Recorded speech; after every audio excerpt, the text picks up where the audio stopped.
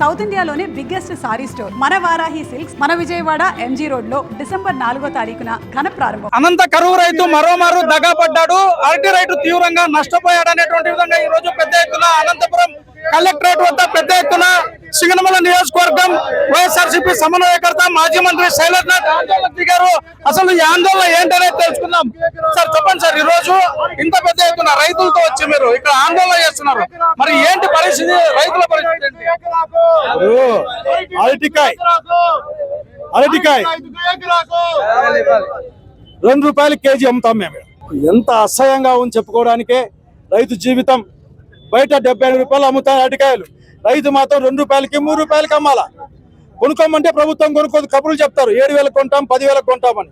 10,000 7,000 కొనాల వాళ్ళు చెప్పిన మాట ప్రకారం. అట్లాగే ఈ రోజున నిజంగా గొర్రెలకు వదిలిపెట్టినారు రైతులు, గొర్రెలు తింటున్నాయి అరటికాయలని, మనుషులు తినే వాటిని. ఇది కరెక్ట్ కాదు. తక్షణం 10,000తో అరటికాయలు కొనాల వాళ్ళు. అంటే ధరల స్థిరీకరణ కింద 3,000 కోట్లు ఏర్పాటు చేయాలి. చంద్రబాబు నాయుడు రైతు వ్యవసాయం దండగానే మైండ్ సెట్ మార్చుకోవాలి. అట్లాగే 10,000తో కొనడమే కాదు, ఆ పంట అమ్మిచ్చేవి దళారుల కోసం కదా వెయిట్ చేస్తారు. ప్రభుత్వం కొనుక్కొని ఉపయోగించడం డిమాండ్ చేస్తాం. సరే, గతంలో రైతులకు సంబంధించినటువంటి ఏ విధంగా వాళ్ళకి లబ్ధి చేకూరుస్తాం అనేటువంటిది పెద్ద ఎత్తున ఇక్కడ ఒక చార్ట్ వేశారు. ఈరోజు దానిపైన మీరు ఏమంటారు సార్? వాళ్ళు జనం లేనప్పుడు చార్ట్లు వేసుకుంటారు. మొన్న కూడా చంద్రబాబు నాయుడు 40,000 కోట్లు పనిచేస్తున్నారు. ముందు ఆదుకోరా నాయన, కష్టాలు ఉన్నాం దేవుడా ముఖ్యమంత్రి గారు అంటే 40,000 కోట్లతో మీకు ఏమో చేస్తారు. ఇవన్నీ రాజశేఖర రెడ్డి గారి గురించి నాకు బాగా గుర్తుంది. ఆయన మాట మాట్లాడాడు, చంద్రబాబు వ్యవసాయం దండగానేవాడు నువ్వు అని. చంద్రబాబు నాయుడు మైండ్ సెట్ వ్యవసాయం దండగా అనేది, రైతు వేస్ట్ అని చెప్పేది.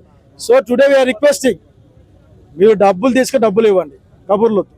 సార్, ఒకవైపు అనంతపురాన్ని ఫ్రూట్ బౌల్ ఆఫ్ ఇండియా చేస్తాను అనేటువంటి విధంగా చెప్తారు, మరోవైపు ఈ ఫ్రూట్ బౌల్ పరిస్థితి ఏంటి? మరి మేము ఫ్రూట్ బౌల్ చేసినాం, హార్టికల్చర్ హబ్ చేసినాం.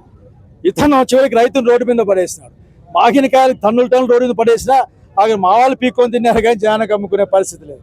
కాబట్టి అతని దృష్టిలో ఫ్రూట్ బౌల్ అంటే అదానికి ఇద్దామన్న అంతర్గతమైన ఆలోచన ఉందేమో నాకు అనుమానంగా ఉంది. సార్, ఈరోజు ఇంత దారుణమైనటువంటి పరిస్థితి రైతుకు ఎందుకు వచ్చిందంటారు సార్? ప్రభుత్వం చెప్పాలా? దొంగ కాదు కదా అది. ప్రభుత్వం చెప్పాలా, తన విధానం చెప్పాలా, తన రేట్లు చెప్పాలా, ప్రభుత్వం కొనుగోలు చేయాలా, ధరల స్థిరీకరణ చేయాలా. ప్రభుత్వ విధానమే దీనికి కారణం తప్ప ఇంకోటి కాదు.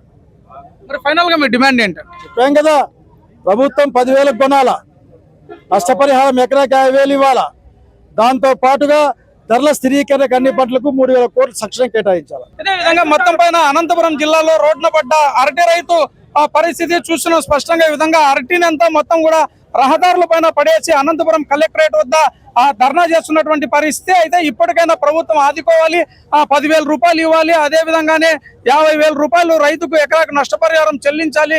ఖచ్చితంగా ఈ ప్రభుత్వం సమాధానం చెప్పాలి. రైతులను ఆదుకోకపోతే మరింత పెద్ద ఎత్తున ఉద్యమిస్తామనేటువంటి విధంగా కూడా అనంతపురం కలెక్టరేట్ వద్ద ఆందోళనకు దిగినటువంటి మాజీ మంత్రి శైలజ్నాథ్ చెప్తున్నటువంటి పరిస్థితి.